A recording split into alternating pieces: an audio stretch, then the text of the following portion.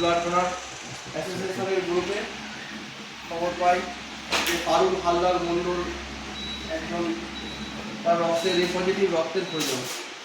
তো খুব জরুরি, সকাল থেকে তার বাড়িতে খোঁজ করছে, বিভিন্ন জায়গাতে তারা খোঁজাখুঁজি করার পরে যখন রক্ত জোগাড় করতে না পারে এমতো অবস্থায় আমাদের শরণাপন্ন হয়। তো তখন আমি আমাদের ব্যানারপুর একটি স্কুলের শিক্ষক হরি গোস্বামী মহাশয়ের সাথে যোগাযোগ করি।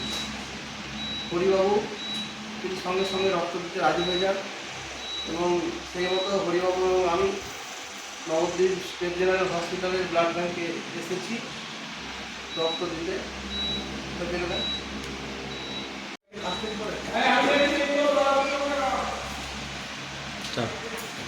যাই হোক, হরিবাবুকে আমাদের হিন্দুস্তানি ব্লাড ডোনার অ্যাসোসিয়েশনের পক্ষ থেকে তার এই কাজকে আমরা সাধুবাদ জানাই। যদিও কোনো কৃতজ্ঞতার ভাষায় যথেষ্ট নয়, তিনি যে মহানুভবতার পরিচয় দিয়েছেন। শিক্ষকরা তো সমাজ গড়ার কারিগর, এই সমাজ গড়ার পাশাপাশি যে সামাজিক দায়বদ্ধতা পালন করছে, এর জন্য আমরা আমাদের সংগঠনের পক্ষ থেকে তাকে কুর্নিশ জানাই। আমি এখন হরিবাবুকে কিছু বলার জন্য অনুরোধ করি। আজ দুপুরবেলা হঠাৎ করে আমাদের কর্তব্য এমার্জেন্সি পজিটিভ রক্ত প্রয়োজন। আমি আর বিলম্ব করিনি, ওনাকে সরাসরি বললাম যে যাচ্ছি, আমরা দুজনে খুব তৈরি করেই চলে এসেছি।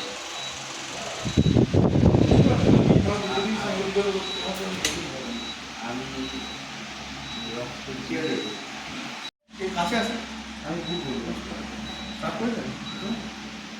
আমি ভুল বলবো না।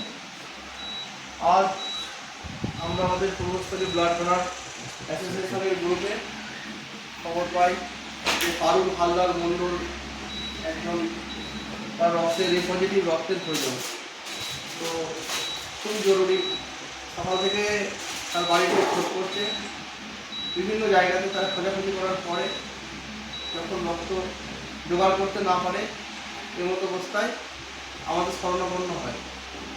তো তখন আমি আমাদের ব্যানারপুর একটি স্কুলের শিক্ষক হরি গোস্বামী মহাশয়ের সাথে যোগাযোগ করি।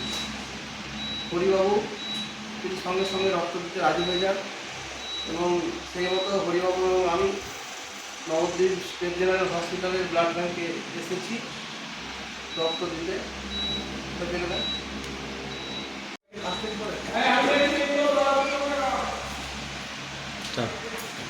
যাই হোক, হরিবাবুকে আমাদের হিন্দুস্তানি ব্লাড ডোনার অ্যাসোসিয়েশনের পক্ষ থেকে তার এই কাজকে আমরা সাধুবাদ জানাই। যদিও কোনো কৃতজ্ঞতার ভাষায় যথেষ্ট নয়, তিনি যে মহানুভবতার পরিচয় দিয়েছেন। শিক্ষকরা তো সমাজ গড়ার কারিগর, এই সমাজ গড়ার পাশাপাশি যে সামাজিক দায়বদ্ধতা পালন করছে, এর জন্য আমরা আমাদের সংগঠনের পক্ষ থেকে তাকে কুর্নিশ জানাই। আমি এখন হরিবাবুকে কিছু বলার জন্য অনুরোধ করি। আজ দুপুরবেলা হঠাৎ করে আমাদের কর্তব্য এমার্জেন্সি পজিটিভ রক্ত প্রয়োজন। আমি আর বিলম্ব করিনি, ওনাকে সরাসরি বললাম যে যাচ্ছি, আমরা দুজনে খুব তৈরি করেই চলে এসেছি।